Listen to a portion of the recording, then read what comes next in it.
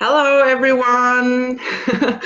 We are Nina and Suzana, and we are doing this short video for how to prepare for a BQH session. So, hello, Nina. Hello, how are you doing? I'm fine. How are you doing? Yeah, I'm good, thank you. Yeah, I'm excited to be doing this video with you today. Yeah, We've come together and we're doing this finally. Yeah, this is our first video, and this is our third try to do this video. So I'm also so happy to do it. So let's introduce ourselves first. So Nina, start. Okay, thank you. Hi, I'm Nina. I live in Scotland in the UK, and I am a BQH practitioner. Suzana? Yeah. Hello, my name is Suzana Simencic. My last name is actually a little bit difficult to pronounce. And I come from a small country called Slovenia, right on the border crossing to Austria in Europe. And I'm totally a nature lover and life explorer and calling myself a soul researcher. And yeah, I'm really happy to be here with you today. Yeah, I'm really happy that we're doing this. Yeah. It's going to be fun. Yeah, so we decided to do this video because we see when we have this contact with our clients, when we do the sessions, that some of them really don't pay so much attention to preparing them good enough, or like they could maybe do more. So we decided let's do some talking about this. So yeah, I think it's important that people know that when we book a session with a practitioner, it's not like going for a massage or excuse me, or having Reiki done or something like that. It's not like you going to someone and somebody does something to you and that's it. When you sign up to do a BQH session, your participation is integral. It's so important. So I think that's why we've decided to come on today to have this little chat about the best way to get the most out of your session and prepare. So yeah, it's important for the clients to know that we don't have this magic wand. We are doing magic, but we are doing magic together with you. It's also it's important that you put yourself into this session as much as we do. Yeah. So we also have to prepare as practitioners. So it's just you have to put the same effort into the session like we do. Yeah, it's like we make an agreement when we're organizing and arranging to do a session. Both practitioner and client are making an agreement to commit to go through this process together, and it's you don't have to do loads and loads of preparation and get really into it, but the more preparation you do, the more likely you're going to have a really beautiful, profound, successful session. So yeah, that's right. So we're just gonna go through the get ready videos. We're not gonna repeat the whole content that Candace Crow-Goldman prepared for all of the also practitioners and clients out there, but we're just gonna mention them so that you know what is important, and you can then go to watch those videos on the Get Ready page on quantumhealer.com, and we're gonna put a link under this video so you can just quickly get there. And the first thing that's really important for the session is your intention. It really matters, right? Absolutely. The first thing you should do is really think about why you have decided to have a session and what is the most important thing that you want to get out of doing this session, because that really shapes everything. And it's a really, really important part. It's everything, I would say. Yeah, and it's actually also our intention. We really want to help. We always work from our heart space, and especially Nina knows how this how this feels like, because she connected to her heart in the session that we did together. And some people really don't know the real meaning of intention, and we usually say to our clients that you will be able to like design or to put into words the intention after you write down all the questions that you have for the session. Yeah, exactly. I think as well, sometimes people get a little bit mixed up between an intention and maybe an affirmation. So I've had a couple of clients say things that would more be in line with an affirmation than an intention. So make sure you know really what an intention is, and really why you're here and why you're wanting to do this, and share that with your practitioner so you can both be on the same page, so you both know exactly why you're going into this and why you're doing this, and what we want to come forward and what we want to explore, and how we're going to get the most out of it. So yeah, that's correct. And you can always talk to your practitioner, you know, the practitioner that you choose, and we are always there for you. You can always write an email, and so we can help you also with the questions. I always send my clients this what the typical questions are, and this preparation document. And you also can find on the Get Ready page this intention worksheet that Candace really nicely prepared for all of the clients. So I think, you know, we are doing all that we can to help you even before we have this BQH session. So what do you think is important, you know, the second thing that is important for the clients for the preparation? I would say the second thing that would be important for a client is to know how to quieten the mind and know how to get into a space where they're able to relax enough to just become really, really present in the moment. And if that's something that you're not used to doing, or you know, it's something really worthwhile exploring and getting into. If you've never meditated before, if you've never practiced mindfulness or anything like that, have a look and see if there's any guided meditations out there that you could try, or indeed things like practice regressions are really, really good. You can do group regressions. There's quite a few online. Perhaps we could post one underneath. We could practice one underneath so clients can have a look, and yeah, be able to get into a space where you can relax enough for yourself to have the experience that we're intending to have. Yeah, because if you have too many thoughts and too much, you know, questions and things going on in your mind, it's going to interrupt the process. The conscious mind can be a little bit disruptive from sometimes. So yeah, the more practice you can do with quietening your mind and, you know, a little bit of meditation is really going to help. Yeah, and even going for a walk without your phone, you know, unplugging yourself from all the like other stuff that is happening around you, or just going, if you are able to, if the forest is near, you can go just through the forest, or, you know, walking down the stream, or, you know, being near water really calms us so down. And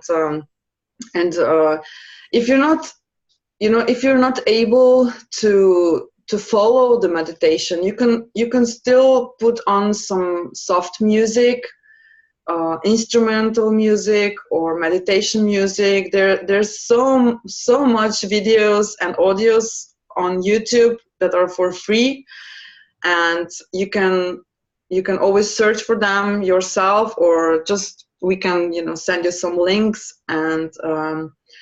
And even just, you know, sitting on a couch or sitting on in your bed, you know, and just thinking about nothing. These days we have really struggles with this, because I also had those struggles, so I know how it feels like.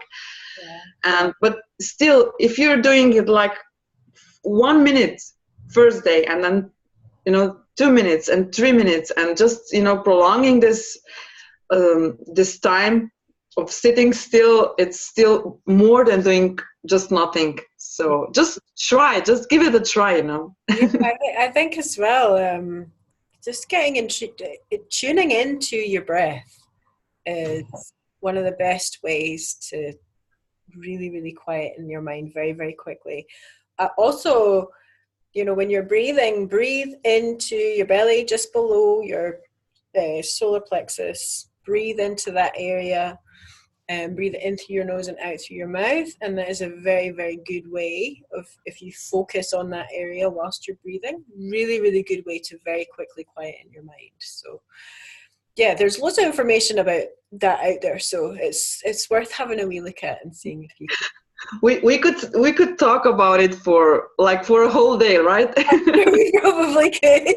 Yeah, because it's really so important, because I can imagine how it is when you don't know how to quiet your mind, and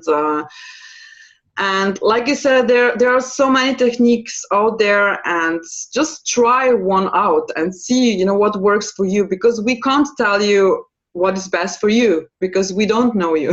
So you just have to try, and maybe it will work, maybe not this year or not this month, like maybe it will work like in 6 months or like this. So but the more you do that, the better the session will be.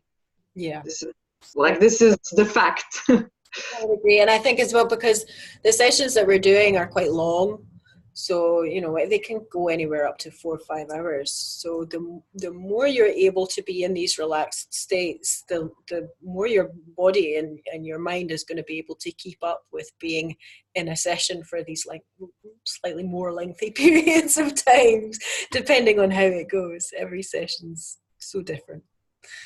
So yeah.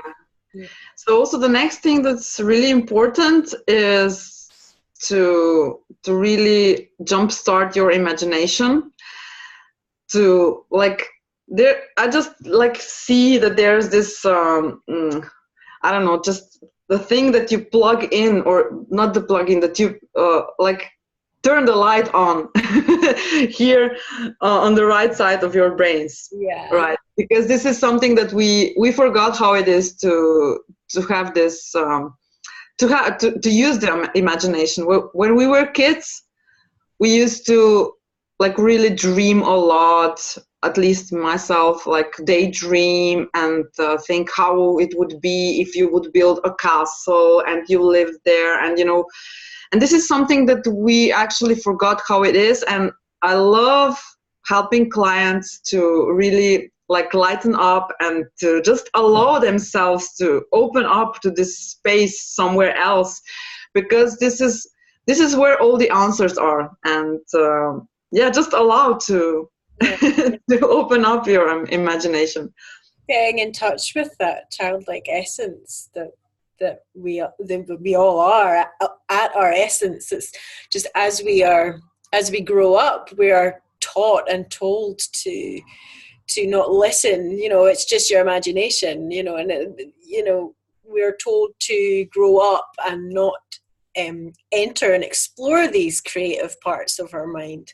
But really, this is such an important part of these sessions, is to be able to go to these places and enjoy that childlike wonder of being alive. That's really the essence of BQH. Yeah, I think this is probably the best part of doing this work, at least for myself. Because I have this feeling I was also closed a lot. I didn't allow things to happen, or to just believe that they can happen. And this is the best part of a BQH session, when people can explore the stories that they see. And it doesn't have to be exactly the story of their soul or them, whatever story they experience or explore or see, it's meant to be. It's meant that they see it. And And I just love when we go through the stuff after the session and just do the interpretation of the stuff that they saw. So it's like reading a story, like when we were children, right? Reading all the books, and it's it's fantastic. It's such an adventure every single time. You get to the last line of the induction, and nobody knows where we're going to go. It's so exciting and so much fun. It is for me as well. I think that's probably something that we both really agree on. It's just so exciting. And there are also a lot of exercises that you can do before the BQH session. There are some exercises that we can send you or also do in the pre-talk when we do. So that we can see how your imagination functions, and how can you visualize, because you can. It's just that you just need to sometimes to really turn this light on, like I said before. And you can do with or exercises, or you can find the exercises on the internet. And there's actually, again, this imagination worksheet that Candace prepared for us, and you can just take a look there and just start imagining. Yeah. It's going back to that place of play, isn't it? It's remembering how to play. It's remembering how to really explore and have fun, and not take it all so seriously. The world is so serious all the time, but when you can allow yourself to go into these lighter states and really just have fun. Yeah, so next thing, drinking water. It sounds so ordinary, but it's so important, right? Yeah, hugely important, because essentially water is the stuff we are made of. It is liquid consciousness. So the more water we can drink, the better. The more able we're going to be able to allow what happens to happen. And of course, water is a really important part of BQH, because we do the water alchemy ceremony before we start. So if anybody out there knows anything about Dr. Emoto and his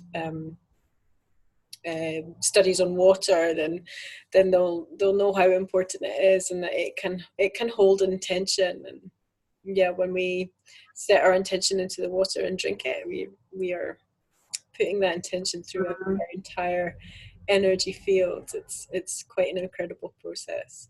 Mm-hmm. But the more water you can drink, the better it's going to be. And I feel like sometimes, I don't know if you feel this as well, sometimes my clients they can restrict their water because they think they might have to go to the toilet.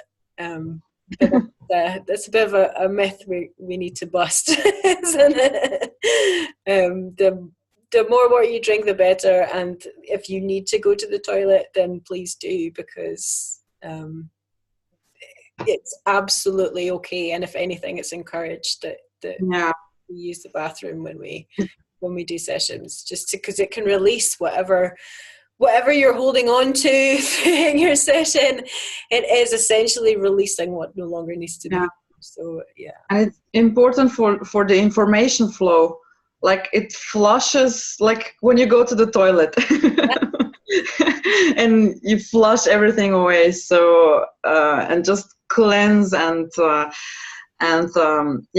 for us practitioners, it's also important to drink a lot of water, right? So we're both doing it, and we both drink your intention at the beginning of the session.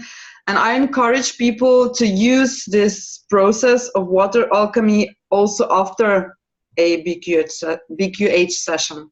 Yeah. There's actually a lot of power in that. Also, when we drink water right now, what are you thinking when you're drinking that water? It's important. Your thoughts are so important. So, you can always help you know, even before you have a session, before you even have a real BQH session, you can do this water alchemy. So absolutely, I think it's worth noting as well that it's best to, I mean, if you're a regular coffee drinker, it's best to limit as much coffee as you can during or before the session, because it's obviously coffee is a stimulant. So the more you can limit your amount of coffee before a session, the better. So I do as well as a practitioner. I limit the amount of coffee. I have one coffee maybe before a session, but not always. But yeah, sometimes it's better for us practitioners to drink a little cup of coffee, so that we don't fall like into this space of meditation too much, because we have to be yeah, we got to keep ourselves up a little bit. yeah, because it sometimes happens that when you go through the script or induction, that you really get like, that you're really relaxed, and we are happy, we are helping our clients. When we are, as practitioners, are relaxing, we are helping them. Like, we adjust our frequencies. So yeah, absolutely. Yeah. What was the next thing we were going to talk about? Group regressions. Group regressions. Yeah, group regressions they're good fun. I quite enjoy doing group regressions. It's interesting to see where you can go when you're just doing it, you know, yourself and nobody's guiding you. But it's a good way to get used to listen to somebody speaking a script, and get used to just kind of relaxing and allowing the words to flow through you, and not really focusing on your thoughts or anything like that. I think they can be really, really helpful especially for somebody who's never had any type of regression before. Yeah. This is a must go, a must do. Yeah. A group regression, or even like not self regression, but online regression that you can do at home, like by yourself.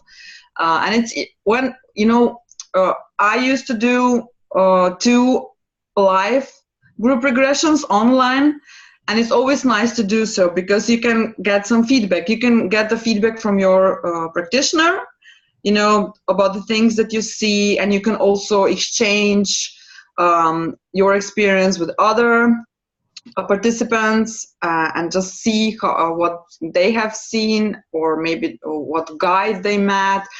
And there are really so many regressions out there, and we are also preparing, right? You're going to do some group regressions in the future. Yeah, I'm thinking about doing that myself. I've not done a group regression yet, but I need to get around to actually sitting down and writing one, because I've just not been able to do it yet.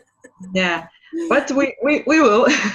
Yeah, definitely will, because they're really powerful and important. I know the ones that I did a couple during Worldwide Regression Week last year. I think Alison Coe did one, and Shane Robinson did one as well, and I did both of them, and both were really, really powerful. I had a really interesting experience with both of them that I still remember very, very vividly. They are much shorter, they don't last very long, but they can still be really powerful and very enjoyable and very relaxing. So yeah, I would say it's definitely worthwhile doing a regression. And you also get the idea how this induction part looks like or sounds like. This is also important, that they like get used to the induction, so that they don't feel like some people may be afraid of just doing this step into the other world, but it's not. It's everything is happening right here and right now. There's no other space. It's just like, it's something that we can, when we induce people into a session, it's just like a help, so that you can imagine, you know, like you're doing this step into this other world, but it's all happening right here and right now. Yeah, we're going. I guess we're opening up the quantum field. So yeah, the field is the connection. Everything is connected with everything. So really, we're not going to a different space. We're just allowing ourselves to receive something that is already happening now and is already there. So yeah. Yeah, and it doesn't matter whether you do a group regression with Alice and Co. or Shane Robinson or Michael James Garber or Hannah Falk or Candace. You can always, decide to do a session with every practitioner that you choose. So it's all part of the preparation. But when you do a group regression with the practitioners you choose, it's just like you tune into his field. Yeah. So it's also like another word got away. It's also that you get used to the voice, of the practitioner. But it's also great importance if you do any kind of group regression. So. Yeah, absolutely. I would completely agree with that. What's the next thing? We're going to touch on myth busting a little bit. A little bit, yeah, because there's actually also a video that Candace did about myths, and there's also we could do a whole show about the myths, because like you said before we started to record, you mentioned about people have this picture of stage hypnosis. Yeah. So it's totally wrong picture, and I actually watched hypnosis history video the other day, and they were explaining hypnosis, how hypnosis actually developed through the centuries, and at the end they got to this Eastern part of the world explanation, and at the end you see it's actually a meditation. So, yeah, I think that's one of the big things that people don't realize about hypnosis from a therapeutic angle is nothing to do with 3, 2, 1 and you're out. It's not anything to do with that. And I think as well, people often have the misconception that you are not in control when you're in one of these sessions or you're in a hypnotic state. And nothing could be further from the truth. It is not like you have no control over your body and somebody else is manipulating you to do things. It is the complete opposite. It's actually tapping into it's really tapping into your truth and who you truly are and how powerful you truly are. So it couldn't be any further from the truth. But I know I've had some people say to me, oh, I don't think I'd want to do anything like that because I wouldn't want to feel out of control.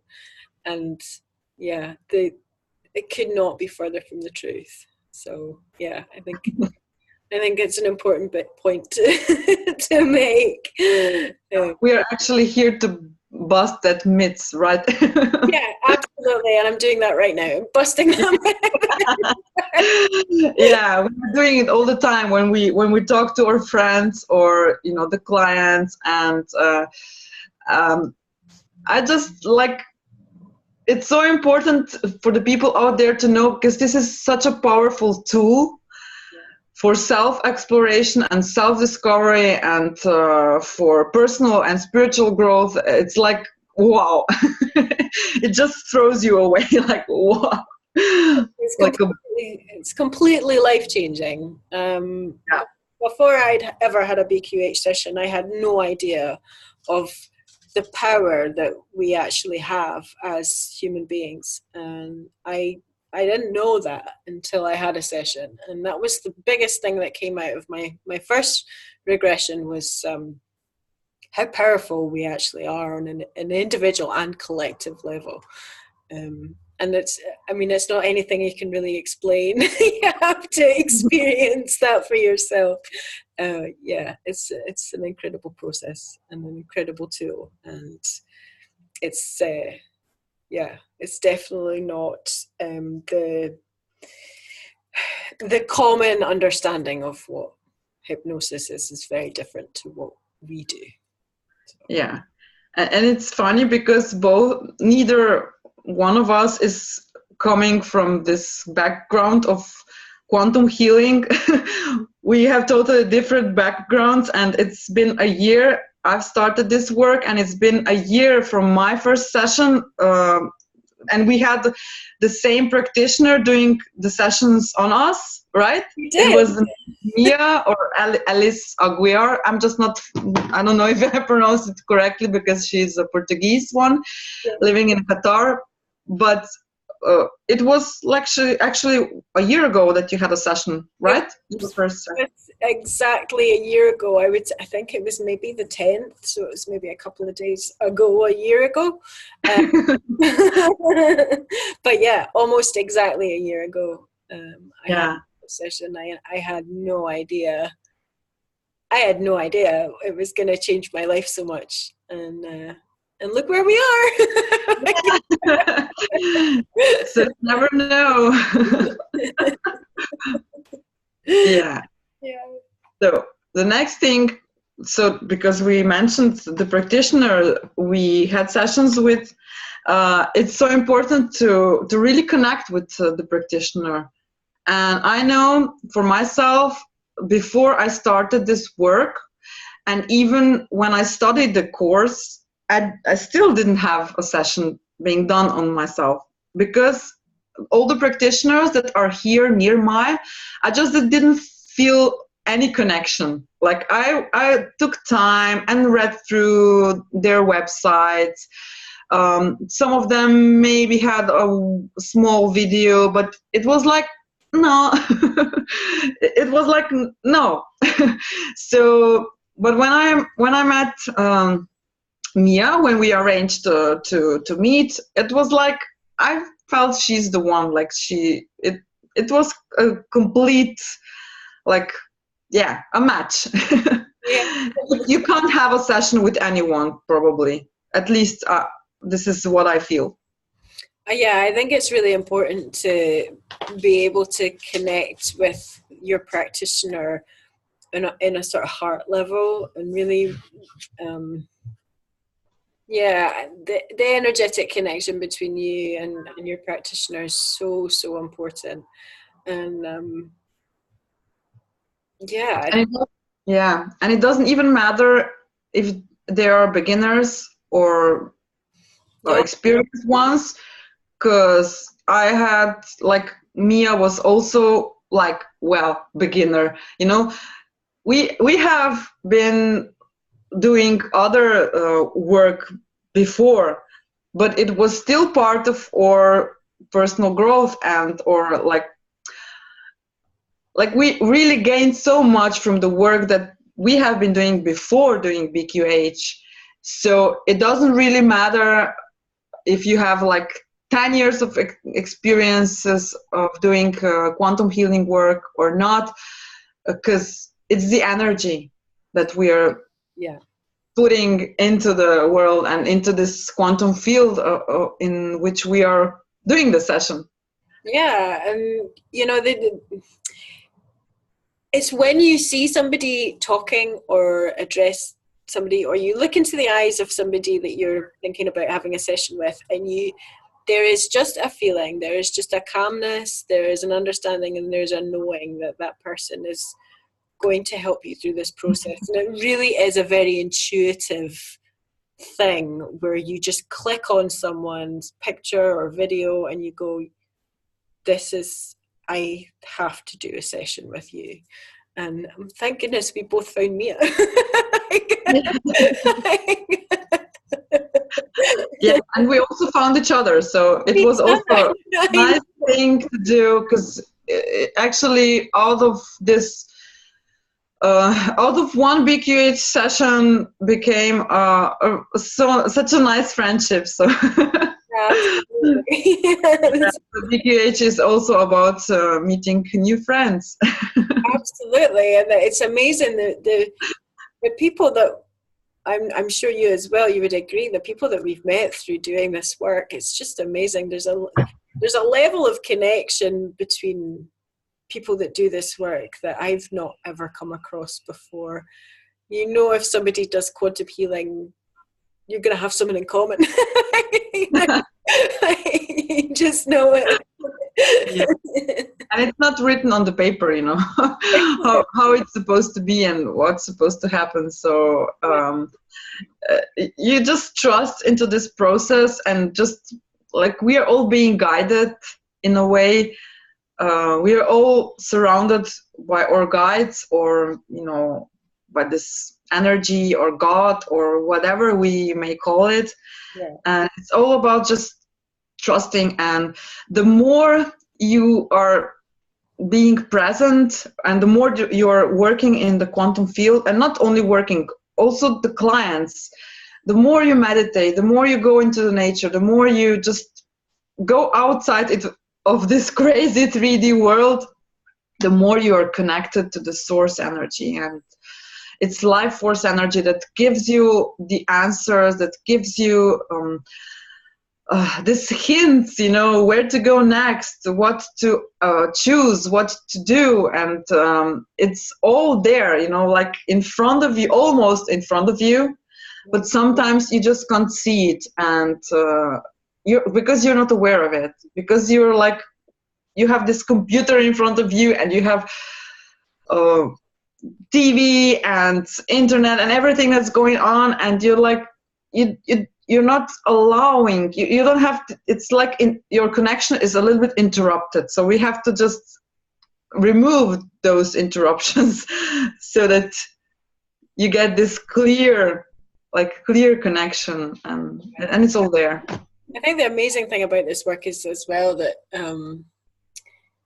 it's very much orchestrated beyond our physical world. I feel, I know, and I know you've probably had the same experience, where we've had clients come to us who have found us from just incredible ways of finding us. I know I had a client who she was doing a meditation, and as she was coming out of the meditation, she was feeling something very profoundly, and at the same time, just as she was coming back from this meditation and she was having these feelings, she got a notification on her phone, and it was my video that was about the thing that she was feeling. And she had never come across me before. She'd never heard of me. She'd never watched any of my videos. She wasn't subscribed. But bang, it was right there in front of her. And that's just one of so many examples of this work being orchestrated beyond our capabilities for our brain understanding. It's not only algorithm in the background. Also, these algorithms are a kind of guidance. So all those videos that, you know, pop up. It was actually the video of Candace Crowe-Goldman and Alison Coe that brought me to BQH. Yeah. So it's just follow your guidance, and just, you know, it's meant to, you know, if you're meant to watch the video, watch it. And just, if you're meant to go on if you're guided to click on the link of a website with more information about practitioners or BQH, it's probably meant to be so. So just trust, and trust your intuition. I think we are, as a collective, becoming more intuitive and beginning to trust our intuition more. It is our internal guidance system, and I do feel like people are starting to become more intuitive and more trusting of what their body is telling them. So yeah. Okay, so let's go to the last topic of this video. And and it's about expectations. About expectations. This is probably more for those who are familiar with different kinds of quantum healing work. Yeah. They probably have more expectations. This is at least my experience, that those who have zero experiences in this kind of therapy work. Yeah, so. I agree. I would say, I mean, it's great when people come to us and they have an understanding of quantum healing and they know a bit what it's about, and that's wonderful to know about that. And at the same time, yes, it can lead to having expectations, which can, as we both know, can really derail a session. The best attitude to have when coming into a session is just to be completely open, heart, mind, just open to the process, and just nothing infiltrating that. So yes, it can be a lot of fun to listen to other sessions that are posted online. I know I post some of my sessions that I do for people to listen to. That's mainly for the information that comes through, but sometimes watching these videos can give you expectations, so just be careful about the information that you're gathering about quantum healing, and just watch your ideas and your I guess people hope for something and then they don't get it, or something different happens, and that kind of opens you up to disappointment, and that's what we're trying to avoid. And they also, because they watched the videos, or maybe they heard a story from some other client, and they think that they're gonna have the same experience, or even sometimes there are also these bad expectations, what might happen, and that if they experience like a death scene, or if there's something bad, that it's gonna affect them, and that they're gonna have a memory about this, and it's totally untrue, because sometimes, and it's called abreaction. Sometimes you just need to re-experience it, to just let it go, and sometimes you even don't know what is actually present in your life from other lives, or it may be parallel life or past life or whatever. It may be there, and you even don't know. You're not aware of it. And through this, when you have a BQH session and you re-experience it, it actually releases. So in many cases, so this is what I'm aware of. So I think as well, my mind's just gone blank. I had a thing on the tip of my tongue and it's just gone. Just as you were talking there about having these experiences, that was it. That was what I was going to say. We don't experience any more than we can handle. And I think this is such an important point, is that people do get nervous about exploring something. Sometimes they want to explore something, but they're very nervous about it because they think, I'm not going to be able to handle that information.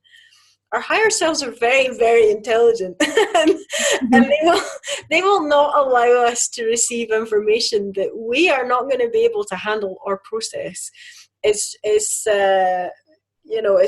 not like having an LSD trip or something like that. It's very, very different. You're not given anything more than you can handle. You're given exactly what you need at that moment in time. So, and I think that the other thing, and I remember it was something Dolores Cannon used to say, is not every session is a big galactic adventure to different planets and different species and different beings. That is what is on the internet, and that is what people see out there because it's what practitioners post up because they're really interesting sessions. But not all sessions are like that. I think Dolores used to call them digging potatoes lives. Yeah. And it's so true. You can just have these lifetimes after lifetimes where it's very normal and very simple, but also very, very powerful to re-experience these things. And it's not even it's more remembering Yeah. and the essence of who we are and what we've been through and the patterns that we have and where these come from and why these things are happening in our lives. So my dog having a little bit of a bark there. And my dogs are just, whoa, what's going on there? Bracken. No. He's just confirming. It's confirming that what I'm saying is true. Yeah, because, our animals are way more intuitive than we are. Very much so. Yeah, so, okay, so... I think yeah.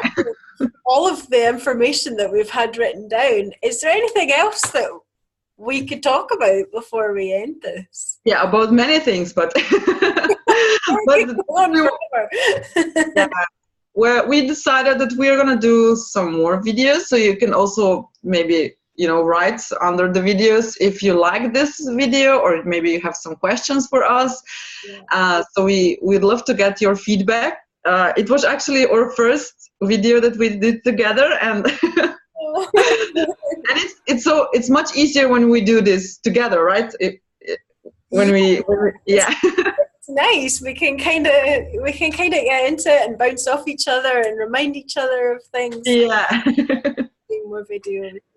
Yeah, so we already spoke about one topic, because we were now talking about what is going on before a BQH session, how to prepare, and we found out today that it's also important what's going on after the session. Yeah. It's not like you're done. When your session is finished, it all starts with this one session. So, but let's leave this for other time. Yeah, I think it should be our next video. We should do that next time. Yeah. And what's going on in the BQH session, you have to find out yourself. So you can book a session either with Nina or myself. We are gonna just leave some links in the description, but you can just invite your visitors, or just invite them where they can find you. The best place to find me is probably here on YouTube. I have a YouTube channel. Also, my website is www.rafaelasoulsessions.com. And I'm kicking around on Facebook and a few other social media sites as well, so I'm quite easy to find. What about you? Where's the best place to find you? Yeah. Well, you can find me on quantumhealers.com/Suzana Simencic. You'll find the link below. And you can also read more about me on my website. I'm just preparing my English description, because I'm originally not English spoken, so my language is Slovene, so I have all the information on Slovene page, and maybe you can help yourself with Google Translate. Thank you, Google. But I also have my Facebook account, so Suzana Soul Researching, and doing some videos here on YouTube, publishing whenever I can, and having you can find me also on Instagram, but you will find all the links below this video, so it will be much easier to only click on it and not to write in my last name. But I would be happy to to hear from you, even if you have a question or just whatever. Yeah, absolutely. I think that's the thing about us practitioners, is we're also very open and happy to help and share, and nothing's hidden with us, so we're all very, very open.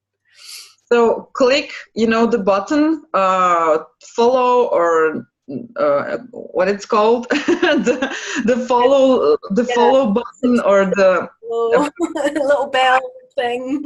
Yeah, little bell thing. So you will get notification whenever we publish a video.